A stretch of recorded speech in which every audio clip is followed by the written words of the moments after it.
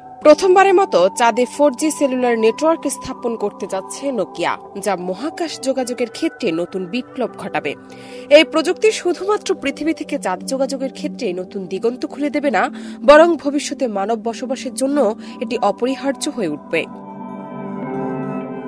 মহাকাশ মিশনে এখন পর্যন্ত যোগাযোগ ব্যবস্থা ছিল পয়েন্ট টু পয়েন্ট রেডিও প্রযুক্তির উপর নির্ভরশীল, যা সীমিত পরিসরে ডেটা আদান প্রদান করে। তবে নাসার আর্টেমিস প্রোগ্রামের আওতায় চাঁদে মানব বসবাসের পরিকল্পনা করা হয়েছে 2030-এর দশকে। কোটি মানুষের আস্থার ভালোবাসায় 11 বারের মতো দেশের 1 নম্বর রেফ্রিজারেটর ব্র্যান্ড ওয়ালটন। নাসার সহযোগিতায় নোকিয়া বিশেষভাবে তৈরি নেটওয়ার্ক ইন আ বক্স প্রযুক্তি নিয়ে আসছে, যা চাঁদের কঠিন পরিবেশ সহ্য করতে পারবে। এটি ল্যান্ডার ও যানবাহনের মধ্যে সংযোগ স্থাপনে সহায়ক হবে, যদিও এই নেটওয়ার্ক আপাতত কয়েকদিনের জন্য কার্যকর থাকবে।